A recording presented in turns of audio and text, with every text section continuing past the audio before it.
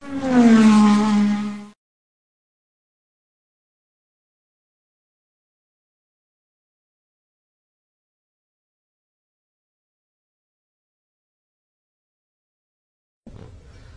beragama yang baik adalah dengan cara mengikuti Rasulullah sallallahu alaihi wasallam, berpegang dengan sunnah beliau.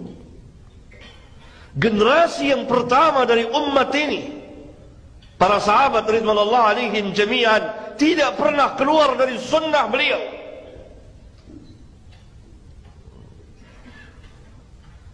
Karena Rasulullah sallallahu alaihi wasallam namanya Rasulullah, utusan Allah.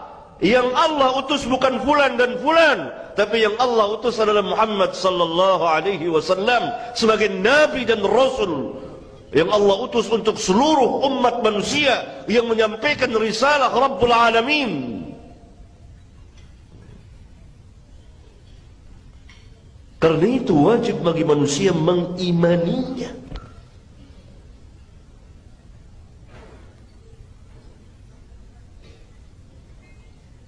Karena itu sunnah wajib diimani, diyakini, dibenarkan, dan dikatakan, dan didakwakan, dan diamalkan.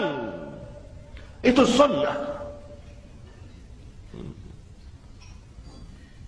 Tidak boleh keluar dari sunnah Rasulullah sallallahu alaihi wasallam. Setiap kehidupan keagamaan kita dari awal sampai akhir tidak boleh lepas dari sunnah, dan selalu akan ditanya, ini ada sunnahnya atau tidak? Kalau kita mengerjakan satu perbuatan ibadah, pasti kita akan ditanya, ini ada sunnahnya atau tidak? Kenapa saudara mengerjakan ini? Atau saudara mengucapkan ucapan, perkataan, zikir dan lain sebagainya. Ditanya, yang ditanya apa? Sunnahnya. Yang ditanya adalah berkaitan dengan Nabi Muhammad sallallahu alaihi wasallam. Tidak dikatakan ini ada sunnahnya dari kiai, tidak, enggak ada. Yang jadi Nabi adalah Rasulullah sallallahu alaihi wasallam. Kalau saudara meyakini satu keyakinan, maka saudara ditanya, apakah keyakinan diajarkan oleh Nabi Muhammad SAW? Saudara tidak ditanya, apakah keyakinan ini yang saudara yakini diyakini oleh Ustaz fulan, Kiai fulan? Tidak. Saudara akan ditanya, apakah keyakinan yang saudara yakini diajarkan oleh Nabi Muhammad SAW? Apakah perkataan yang saudara ucapkan yang berkaitan dengan agama diajarkan oleh Nabi Muhammad SAW? Apakah perbuatan ibadah yang saudara kerjakan diajarkan, diperintah atau dianjurkan oleh Nabi Muhammad SAW atau tidak? Oleh karena itu, malaikat Munkar dan Nakir bertanya di dalam kubur tentang Nabi Muhammad SAW. Semuanya berpulang pada Rasulullah sallallahu alaihi wasallam.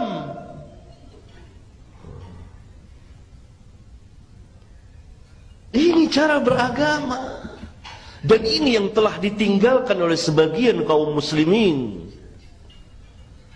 yang mereka ikuti bukan sunnahnya Rasulullah sallallahu alaihi wasallam, tapi sunnahnya nenek moyang, sunnahnya bapak dan kakek-kakek mereka, sunnahnya guru-guru mereka. Ini salah. Harus kita mengikuti sunnah Rasulullah sallallahu alaihi wasallam. Wajib kita mengikuti Nabi Muhammad sallallahu alaihi wasallam dalam beragama. Baru berubah cara dan sikap beragama kita. Dan pada saat itu Allah akan angkat dan muliakan kaum muslimin.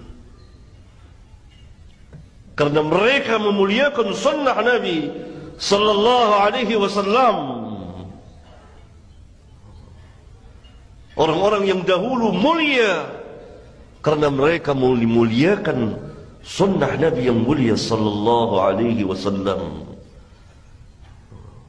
Lihat kebesaran kaum salaf, kemuliaan kaum salaf, dan kenapa kita diperintah untuk bermanhaj dengan manhaj salaf. Kenapa? Karena mereka berpegang dengan sunnah Rasulullah sallallahu alaihi wasallam. Kalau ada orang yang hidup di zaman mereka tidak berpegang dengan sunnah Rasulullah sallallahu alaihi wasallam, tidak boleh kita, tidak diperintah kita untuk mengikutinya. Tidak masuk ke dalam salafun as-salih. Karena itu dikatakan as-salafus salih, as-salaf yang salih. Mereka mulia, mereka besar karena mengikuti Rasulullah sallallahu alaihi wa ala alihi wasallam. Kan sebagian dari pemuka-pemuka ahli bid'ah hidup pada abad pertama dan abad kedua, yakni pada generasi pertama atau kedua atau generasi yang ketiga. Tapi mereka tidak dikatakan as-salafus salih, walaupun mereka hidup pada masa itu.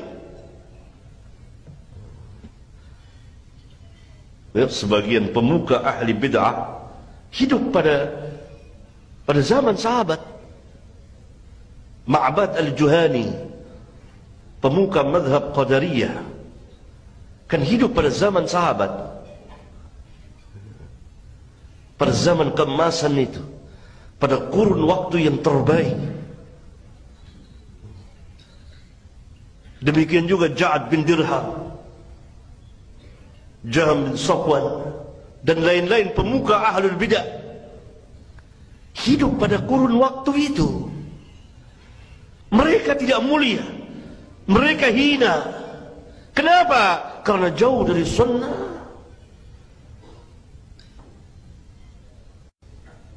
Tapi para sahabat ridwanullah alaihim jami'an, dan tabi'in, dan atba'ut tabi'in, dan para pengikut mereka mulia, dan Allah muliakan mereka karena mengikuti sunnah Rasulullah sallallahu alaihi wa alihi wasallam.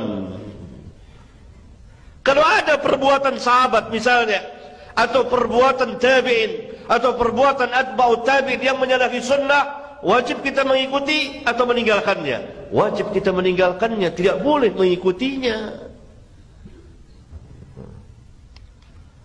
Lihat kebesaran dan ketinggian sunnah, yang dengan sebab itu Allah muliakan generasi yang pertama, karena mereka mengikuti sunnah Nabi yang mulia alaihi salatu wassalam. Para sahabat Allah muliakan karena mereka mengikuti Rasulullah, mengimani Rasulullah, mengimani segala yang dibawa oleh Rasulullah, dan mereka membenarkannya. Sadaqa Rasulullah sallallahu alaihi wasallam. Apa saja yang datang dari Rasulullah mereka benarkan. Tidak seperti kita yang pikir-pikir dulu, dibantah, dihujat itu setiap hari. Sebagian dari kaum muslimin yang fi qulubihim marad, di hati-hati mereka ada penyakit, mengkritik, membantah sunnah Nabi yang mulia alaihi salatu wassalam. Tambah sakit mereka, sakit hatinya, nifaq. Para sahabat taslim, apa saja keputusan Rasulullah, amat sangat menakjubkan para sahabat itu. Karena itu Rabbuna Azza wa Jalla memuliakan mereka, meninggikan mereka, dan Allah meridhai mereka. Kenapa Allah meridhai para sahabat? Saya kira ayatnya sudah tahu kita. Was-sabiquna al-awwalun minal muhajirin wal ansar walladzina ittaba'uuhum bi ihsan radhiyallahu anhum wa radu anhu. Apakah karena fisik mereka? Tidak. Innallaha la yanzuru ila ajsamikum wala ila suwarikum walakin yanzuru ila qulubikum wa a'malikum. Allah tidak melihat kepada bentuk rupa kamu, jisim kamu, tidak. Tapi Allah melihat kepada hati dan perbuatan kamu. Bukan karena fisiknya, tapi karena al-qalb, hatinya. Allah melihat hati para sahabatlah sebaik-baik hati manusia pada zaman itu. Sesudah generasi para nabi dan rasul. Karena Allah memilih Rasulullah SAW dari yang selainnya. Allah memilih para sahabat dari yang selain mereka. Karena hati mereka hati-hati yang baik. Dan amal mereka, Allah meridhoi mereka karena mereka, ketaatan mereka, keimanan mereka.